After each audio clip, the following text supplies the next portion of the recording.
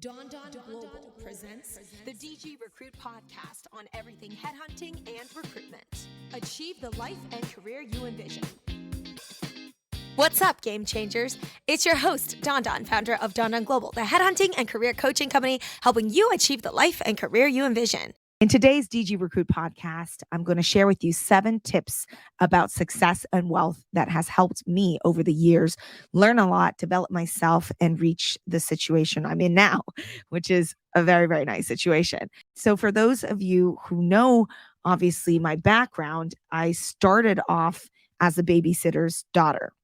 That's my origin story. Literally came to America. Parents were very poor graduate students. At the time in the 90s, nobody in China had money. There's no such thing as crazy rich Asians. And when we landed in America, my parents became babysitters. So I grew up in a wealthy person's house. I grew up being the daughter of the help and really being able to see, wow, this is how all of my classmates lived. I lived in the same neighborhood that JF Kennedy grew up in, which is Brookline, Massachusetts. It's a very expensive neighborhood. And of course, we couldn't have lived there unless we were working for some rich people. So I'm blessed. And I look at it like that because I'm very grateful that I grew up in a very safe and good environment because my parents took their put their pride aside and decided they were okay being babysitters after being teachers and professors in China. They were cool downgrading their life to whatever they had to do to survive. So that's kind of the context of how I grew up, was the babysitter's daughter. And then obviously my parents started, being very entrepreneurial, working very hard. And the immigrant lifestyle, if you have friends who are immigrants, if you yourself come from similar background, you know how hard that grind is, that real challenging grind when you don't have a green card, when you don't have, legal status every single day. You're worried, you're frightened about your future. You have to constantly take less than you're worth, eat dirt. People treat you like dirt because your English is not good. All these things I witnessed happen to my parents at a young age. So what I realized very early on, and what my parents taught me, was that if you want success, if you want out of your existing setup wherever you are, you have to be prepared to do what others don't want to do. So that's like number one. That's the number one tip, is like, if you want a different outcome, you have to do what other people aren't going to do. Otherwise, you'll have the same outcome. If you want to live an average life, you can do the exact same thing everybody else is doing. So that's why I don't like news articles about macroeconomic data, because that stuff is so basic. It's for the average person. Doesn't apply to me. So like the average information, for instance, could be, oh, millennials are all going to not have houses. I have had multiple homes since my 20s. I don't listen to conventional information because it has nothing to do with me. Like, that is the advice for the populace. That's how I see it, right? Like, similarly, as it relates to jobs, you should get a stable job. You should get a really good, stable job. That doesn't sound like riches to me. That sounds very basic, sounds very average. I don't want that. I don't want an average outcome. So I'm not going to do that. So that's why in my early 20s, I got into sales, because I'm like, I don't want a basic job. I don't want a $60,000 job. That to me does not sound great. 60,000 base. Who the hell cares? Like, what is that going to buy me after taxes? Right. So I think the first step is like, I don't want to be average. Like, the goal is not to be average. Why would I follow the average path? That doesn't make sense. Of course, you're going to end up in a very average place if you're going to do the average thing. So I got into sales, got into recruitment. Agency recruitment, as many of you know, is a sales job. And if you didn't know it, now you know. It's a sales job. It's a hardcore sales job. And I started off with 0 clients. So I had to do things to get clients. And that actually is part of my course now. Agencyrecruitmentacademy.com is where you can take it. I walk you through exactly how I built my $1 million plus desk, right, over the years. And it takes a lot of work and effort. You have to do what others are not willing to do. This is why so many people are not seeing success in their sales career. It's because they're just doing what everyone else is doing. They are not doing anything that other people are unwilling to do. Meeting clients, traveling long distances, working really long hours, they're not willing to do it. So your result can only be as such. That is just what you're going to get. Unfortunately, if you're not going to do more than the average person, you're not going to get more than the average person. Life has a very fair way of dishing out your returns. So that's number one. Be prepared to do what others don't want to do. Same thing in college. In college, does anyone want to work 4, 5, 6, 7, 8 jobs? Does anybody want to not have a social life and just work all the time? I chose to work a lot because I did not want to graduate with a ton of student debt. So this is another thing. People are like, millennials are all broke because they have lots of student debt. Yeah, a lot of people chose to forego working during schooling, either because they couldn't handle it or because they didn't prioritize it. For me, like money, I prioritized it. I did not prioritize my studies. So you just have a different strategy. Everybody has a different strategy. You're in full control, and there's pros and cons to each strategy. So like as a millennial, I graduated with very little student debt because I was working the whole time.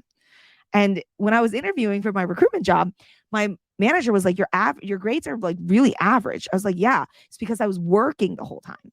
Like, I'm not big on studying. That's why I'm here for this sales job. Like, I am not an academic. I went to college because I was forced to go to college. I was expected to go to college. My parents made me go to college. That's why I went to college. Do you think I want some office job? Like, do you think that is why I'm here?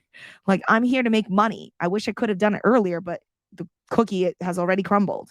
I already finished and got my degree and, had to go through this whole process because that's what middle-class families make you do, right? Middle-class families have fear and they don't know any better. And they're just like, yeah, go to college, get a degree. This would be all end all.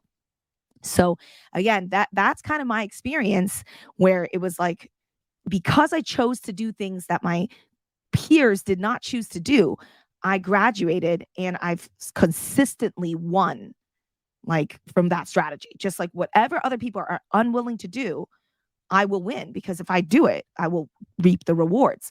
So other people who are scared of cold calling, they don't want a cold call. That's their loss. I'm over here cold calling like crazy and I'm getting all the wins. I'm getting all these candidates. I'm getting all these clients, right? People don't want to work 7 days a week. I do. I want to work 7 days a week because I want to get successful. Be willing to do what others don't want to do and you will see the result. Number 2, a big life change happened to me when I was 22 years old. I was working at my parents' restaurant. For those of you who don't know this story, I'm going to get a little personal. So in 2009, actually, my mom decided to go to China, risk all of our family's money to go and set up a business, which eventually failed in like a decade. So she was stuck there for like a decade. And there's so many amazing stories from that whole experience. But anyways, so she left and I had to manage our family restaurant because that is what pays the bills. It's what pays the mortgage. It's what pays for everything.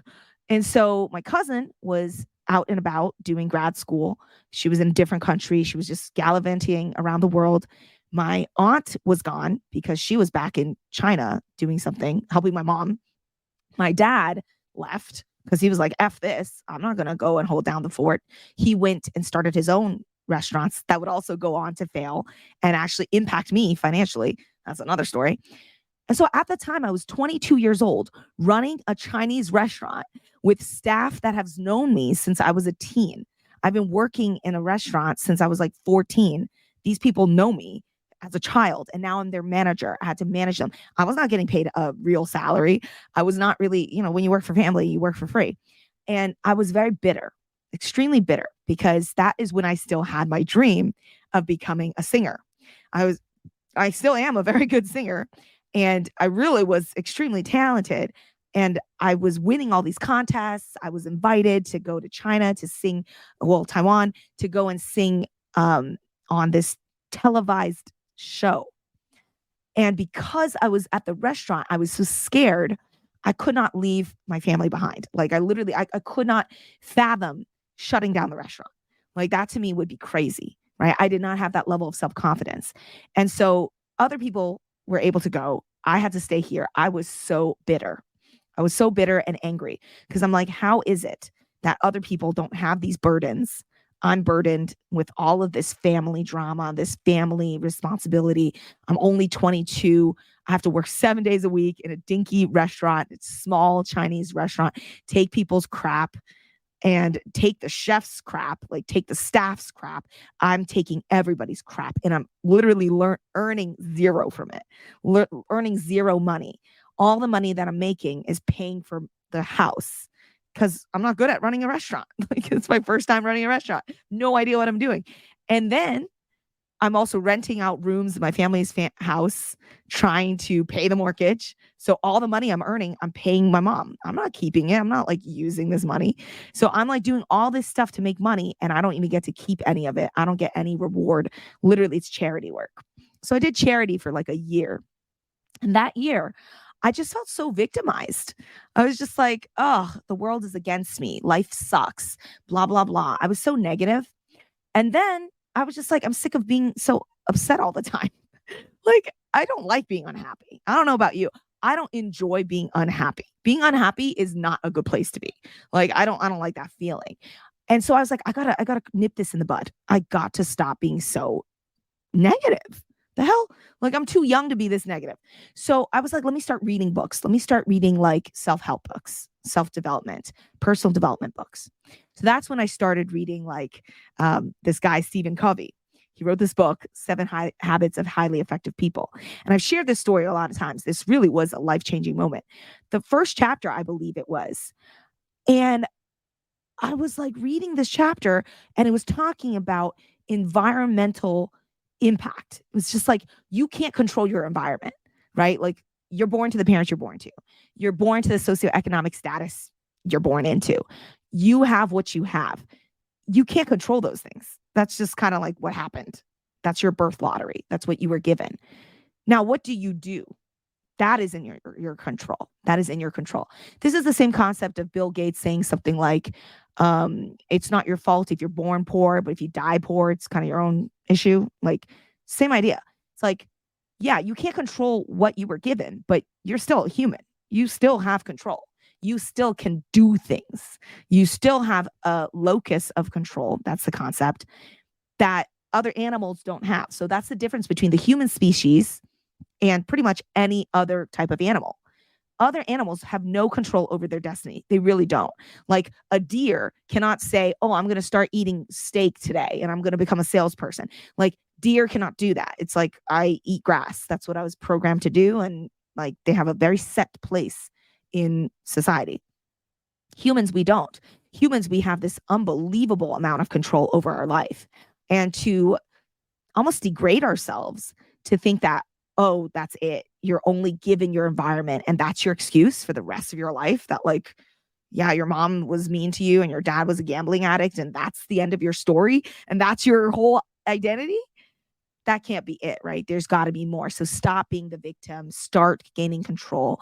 This is something that I've consistently had to remind myself because it's so easy to fall into victim mindset. I think it's just a human nature, isn't it? And in 2016, when I retired from working, I felt like a victim because a lot of things that I saw in the workforce, a lot of things that I experienced in my toxic sales job from internally, not even from clients or candidates, from what I witnessed working in a very like, male dominated, misogynistic environment, old school environment, really bothered me. A lot of my experiences really bothered me. And I had PTSD. In 2016, I had PTSD from all the experiences that built up over the 5 years that I basically slaved away to earn financial freedom. Right. So a lot of things happened to me in those 5 years. And I felt a lot of victimhood, especially when Donald Trump, 2016, he was like everybody's talking point. And a lot of the nasty things that he was saying is exactly the type of activity and behavior I witnessed in the workforce. And it really triggered me, like the whole thing. And so for 2-3 years, and for many, many years after, I felt a big sense of victimhood of what I experienced as a woman working in the workforce.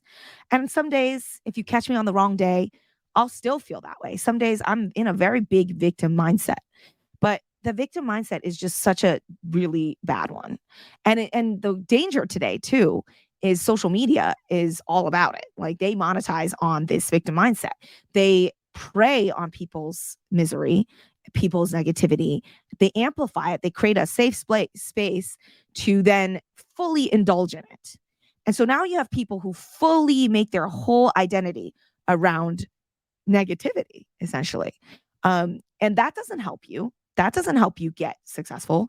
That doesn't help you change your status quo, get better, become happier. It does not work. So that is another humongous issue, is this idea of being a victim and capitalizing on it. It's just not a great place to be. So that's another like major life lesson that I consistently have to remind myself to not fall prey to, because it's too easy to find people who are also going to complain, right? This misery needs company, this whole idea. But misery doesn't get you rich. Like being angry and upset and negative all the time is like the opposite of what made me rich, what made me successful. You know, being positive, being a light, being attractive, being charismatic, that's what helped me get successful. It was never complaining. Like complaining doesn't get you really anywhere unless you use it at your job to get a higher raise, in which case, good on you. All right. The third thing, this one's interesting. The third tip is dream big, but start small. So this is something I also experienced when I quit my job in 2016, January. I had all these crazy big dreams because I already was on my way to becoming a millionaire by 30. And it was a goal that I wrote in my diary when I was 22. And I was like, first million wasn't that even that hard. Like I got there, right? I went from negative to having $1 million in net worth. And so I'm like, let me dream big. Let me continue dreaming big. And that's where I went wrong because I just kept dreaming. When my first year as an entrepreneur, I just dreamt all the time. Just like, oh, my future is going to be so amazing. Like, oh, like this year, as long as I dream, I'm going to get there. Because there's this toxic mentality around success called the law of attraction. I know you probably have heard it. Anyone who studies success, you will have heard it. And the idea of law of attraction is like, I'm going to just manifest it. I'm going to just put it out there and it's going to happen. No, it does not happen. It starts, what gets you successful is doing the work day in and day out, starting small. So that's why the third tip is dream big, but start super small, because the problem with dreaming too big is that you get distracted by the size of your dreams. Like your dream is so outlandish and so insane that you're actually not, you're going to be paralyzed. Like day one, it's like, how do I get from 0 to 1 million? It's too overwhelming. You need a game plan.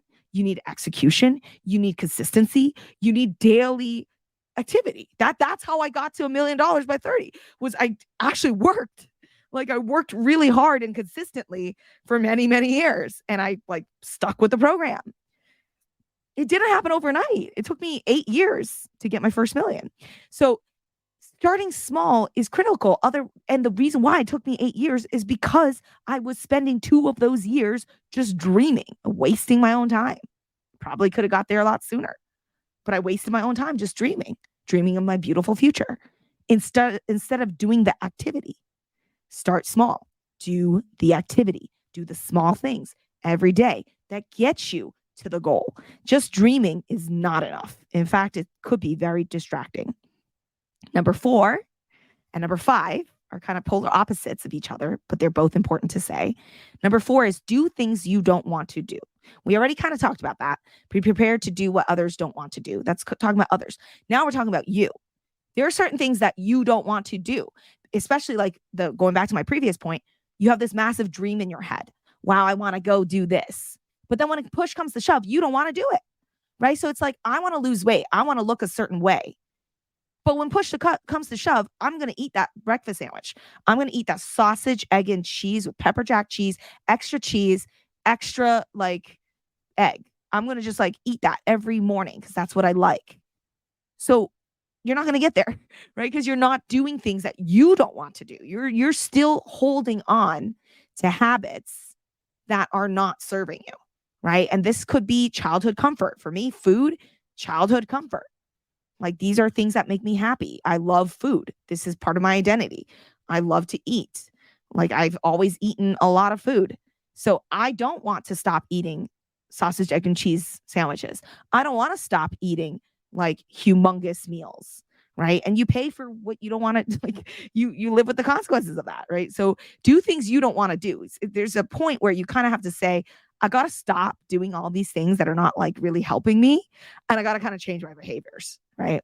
At the same time, number 5, do things you want to do. So now I realized I want to make a lot of money. Before it was like, I just want to make a lot of money. I just want to be rich. Doesn't even matter what I do. Once you get to a certain level of like success or like financial stability, you should do things that you want to do. Otherwise, you will burn out, right? Like I'm doing the things I want to do because these things make me happy and keep me motivated. If I consider like plumbing pays a lot of money, electricians make a lot of money. I pay them all the time. I know they're freaking expensive. Does that mean I should go and become an electrician? No, because I have no passion for it. Not judging the role or the career. That's not the point. The point I'm saying is I have no interest in becoming an electrician. Like I'm not interested in that field, right? So like there's millions of ways to make money. Like I was in Albania this summer with my hubby and I was like, oh my God, you could just start an import-export business selling rocks. Like you guys have the nicest rocks in this country. But do I want to sell rocks? Do I feel a deep calling to sell rocks? No, I don't care. So if you don't care about something, where are you going to get the motivation to deliver on it? Right? Like I know family members who are like, my family members, they've been in restaurant industry their whole life. They actually are passionate about food and selling food. I feel zero interest in that business. Zero. I worked there because my parents made me. I was like, I cannot go back to doing something I hate. Like, I just can't. Life is too short to work in a job that you hate. And the other day, I was talking to my hubby about this, and I was like, I think this is why so many people are miserable, so many rich people specifically, because they do work that they don't actually enjoy. So they're in a field just because the money's good, but they don't actually like it. I don't want that kind of life. I want to actually make money and enjoy the work I'm doing. Why not? Why not have both? Why work something that you don't like just for the money? It just sounds like a job. I'd rather not work, right? So do things you want to do. There is something important to be said about that. The last 2 tips. Number 6, keep growing, learning, and adapting. Of course, that's really key. So right now I'm in a learning, growing, adapting phase. I got a baby coming in. I'm trying to learn YouTube. I'm starting to read audiobooks again, learn audiobooks. Before I was just consuming like content, watching murder mysteries, true crime. That stuff doesn't get you anywhere. But I enjoy doing it, which is like whatever. But that's not great. Like it's not going to feed into my next step. So with the baby coming, it's like I got to really start buckling down to learn about babies. So I downloaded all these baby books to learn. And then simultaneously, I'm feeling the pressure, right? When your life is experiencing major changes, you actually start changing your behavior because now you have a sense of urgency that I did not have before. I did not have a sense of urgency. Now I do. It's like, oh my God, I got a baby coming. I better like start really maximizing how I'm spending my time because my time is not now going to become very, very, very valuable. So now I'm actually doing things that I haven't done in a while, which is learning, growing, and adapting. It's like now I'm going to learn new skills. Now I'm going to really invest in myself. It's really, really important to do that. And then the last thing is limit your time with people. So this is from my mom. My mom taught me from high school. She's like, a lot of these people that you think popularity is so important. This is where the East and West cultural differences are so stark. So I'm from China. My parents are from China. And my mom always said, she's like, popularity doesn't matter. Whereas in the West, Mean Girls, right? We grew up with Mean Girls. Popularity is everything. Like, it doesn't matter what your grades are as long as you're popular. Like, popularity has more social value than grades do. Whereas in China, that was not the case. In China, it's like the good students are the popular students. It's totally different. And I went to school in China, so I know that whole dynamic. Like in China, people who get really good grades are looked upon favorably. In America, grades make you like unsexy, make you look like a dork even, right? So in America, we have a culture of anti-education. In China, we have a culture of pro-education. And so the issue is not understanding the value of these values, because on my end, I grew up in the West. To me, I'm like, popularity is everything. Friendships, popularity, groups, Instagram, social life. This is really important. My mom is like, actually, it isn't though. If you want to be a millionaire and you want to set up businesses and you have these big dreams, the only people that are really important to you are your staff and your colleagues and your work business customers. Like, you have to be extremely careful how you're spending your free time, because if you're spending it with just random people, you will literally get nothing out of it. So it's like this delicate balance. On the one end, you want real friendships, you want real relationships. Social connection does matter. On the other end, you shouldn't be wasting your time with people who also aren't moving in the same direction you are. So through high school, through college, I've had experiences where I've had friends who we no longer see eye to eye. We don't have similar beliefs. We aren't on the same path. They want to complain. They're dropping out of the game, whatever. They're just like not on the same playing field. I don't want to surround myself with people like that. I'm very careful who I spend my time with. So I think having both of those mentalities has helped me curate a really strong, very close-knit friend group, but at the same time, like really be able to have lots of free time to focus on my business and my career aspirations, because I didn't waste my time. Like, I have some very close friends, but they're very, very few. Like, very, very few. I don't spend my time curating, 30 crew deep people. Like that's like an overwhelming amount of people. Like, I don't need that. And I get a lot of my socialization and, community stuff from like my customers. Like, my job is very, very extroverted. Like, I get a lot of fulfillment from all the constant socializing from my businesses. I don't need to go and hang out with people every night of the week. That to me sounds like misery, sounds awful. Like, I don't want to have a strict brunch, dinner, coffee schedule every weekend. That is overwhelming. I cannot imagine doing that. Sometimes I hang out with people and I'm like, I cannot believe the amount of socializing these people do. Like, it's exhausting. I probably don't do the same amount in a month that they do in one weekend, and that's a personal choice. So again, your life is in your control. You control how you want to live your life.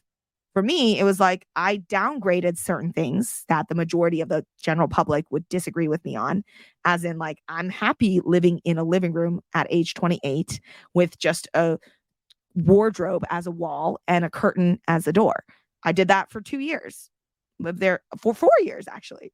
For 4 years, right? So, like, to me, it was like, it's worth it. Like, it's better than living in a van. I don't want to live in a van, but I'm living for free in Brooklyn, right? Rent hacking. So you just have to pick how you want to live your life. Like, some of the decisions I've made have been so outlandish and wild, but it's contributed to getting me what I wanted, because those were important to me. Same thing for you. Like, you're going to have your own non-negotiables, your own desires.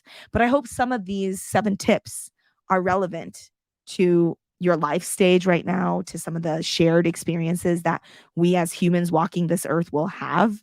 And just live intentionally. I think that's the last thing that I'm trying to remind myself is, like, let's try to make the most of the time we have, because time does fly. It does fly so quickly. And the more you think about it, the less time we have. Every day just flies. And I feel that more and more as I age. So anyways, I hope this was helpful. I hope you take the MPC course if you're trying to learn how to do sales and recruiting. And of course, if you have any questions, you can always hit me up, dz@dondonzoo.com.